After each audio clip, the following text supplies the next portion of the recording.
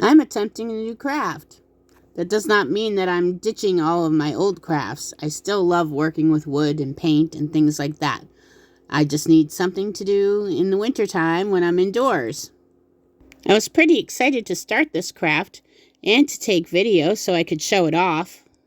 Sad spoiler alert though, I don't think this craft is going to ever make it to market.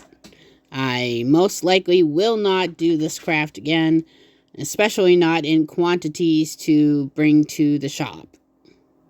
This one is a bit different from what I usually do, and it will take a lot of practice to perfect that.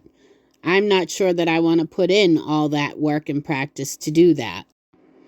I've been making my cork keychains for quite a few years now, maybe 5 or 6 or so, and I thought since I'd been doing that this would be, I wouldn't say easy, but not quite as foreign to me as it turned out to be.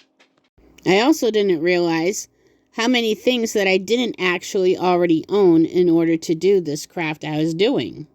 This chain here, for instance, I had to go out and buy. I didn't have anything that used chain like this before.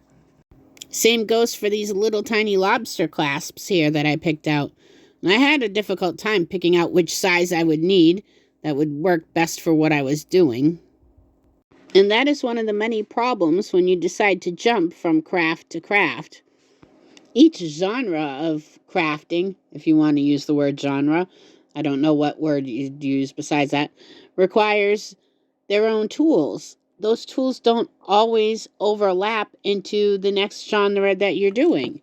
Making keychains requires tools that cutting and painting wood does not.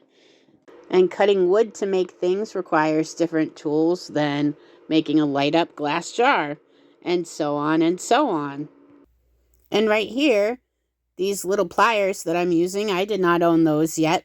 However, I am kind of glad that I found them for this project because I will now continue to use them for my cork keychains. They were quite handy. But I think the main point I was trying to make is don't be so quick to jump on bandwagons with your crafting. The testing and trying and development stage of creating something is the most expensive.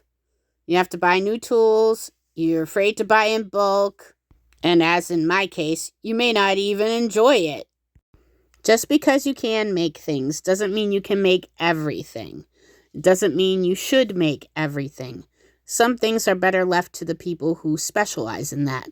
Hence, jewelry making should not be for me. Like I said, I was really excited to try this out because in my mind, this was much easier than in my hands. It ended up being far more frustrating than fun. I did practice a little bit, and I'm sure if I had the patience to continue with it, I could perfect it, like I have with other things. But the truth is, I don't really want to perfect this. This isn't my cup of tea, even though it seemed fun in the beginning. It just really wasn't, so I'm just going to probably ditch it. So what will happen with all these supplies now, you may ask? Which, of course, I asked myself. Luckily, I didn't buy these in bulk like I would with some of my regular supplies, so I don't have very many on hand. And the things that I do can be used and incorporated into other crafts that I do that I enjoy much more than this. Therefore, this thing is going to be a one and done. I will keep it for myself, and after this, I will get back to my regularly scheduled crafting. Or actually, there's a couple other things I want to test and try out since it's winter anyway. So after those, it will be back to our regular scheduled crafting.